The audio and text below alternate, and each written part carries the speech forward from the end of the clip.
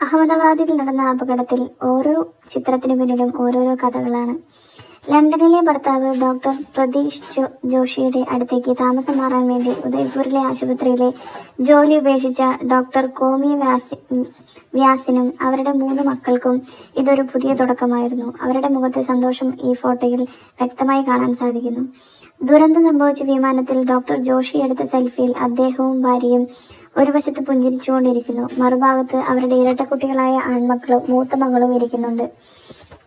കുടുംബവുമായി അടുത്ത ബന്ധമുള്ളവർ പറയുന്നത് ഡോക്ടർ കോമി വ്യാസും ഡോക്ടർ പ്രതീഷ് ജോഷിയും ഉദയ്പൂരിലെ പസഫിക് ഹോസ്പിറ്റലിൽ ഒരുമിച്ച് ജോലി ചെയ്തിരുന്നു. ഡോക്ടർ ജോഷി കുറച്ചു കാലം മുമ്പ് ലണ്ടനിലേക്ക് താമസം മാറിയിരുന്നു. കുടുംബത്തെ കൂട്ടിക്കൊണ്ടു പോകുന്നതിനായി ഈ ആഴ്ച ആദ്യം അദ്ദേഹം രാജസ്ഥാനിലെ ബൻസ്വാറയിലേക്ക് വന്നിരുന്നു.